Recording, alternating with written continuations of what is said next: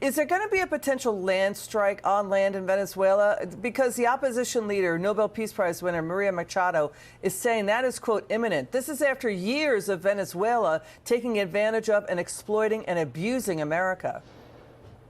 Well, listen, that's yet to be seen. But what you see from the president, exactly how foreign policy should be conducted. He's identifying a clear American strategic interest, in this case, stopping the flood of deadly narcotics into American communities. He's pursuing that interest aggressively, in this case, again, by blowing up drug boats and outside of our border. And then he's being willing to sit down with the culprits, the Maduro regime, to discuss other alternative ways to pursue our interests that would be perhaps more peaceful and better for both parties. I think that's exactly the realism that the American people want from our government. The American people want a federal government that is looking out for them. We can either stop these drugs outside of our borders, stop them from poisoning our people, or we can allow them to come into the country, and we can bury our children and our fellow countrymen because of these drugs. And President Trump is stopping them from coming in, and I think that is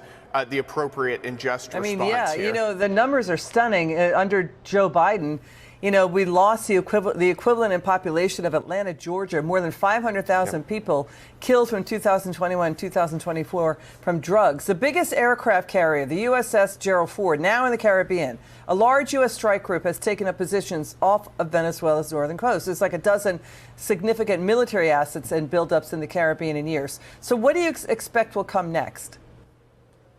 Well, I think we're sending a clear signal right now that we're not going to tolerate foreign actors sending drugs into the United States. Listen, if any foreign actor were sending chemical agents into the United States, every American would expect our government to stop those from coming in. They would expect us to use military force if necessary, and that's exactly what we're doing. I think that the president's been very clear here, and the ball is in the Maduro regime's court. Are they going to actually step up to the plate and work with us and stop the flow of deadly drugs or not? And criminals. I mean, Americans have been raped. They've been murdered by Tren Aragua gang members, dangerous criminal cartel members out of Venezuela. Yes, listen, over 100,000 Americans die every single year from deadly narcotics coming from Latin America. And we have a choice. Are we going to stop them from coming across our borders, or are we going to tolerate this? And President Trump is saying that we are no longer going to tolerate foreign governments and foreign actors poisoning our people.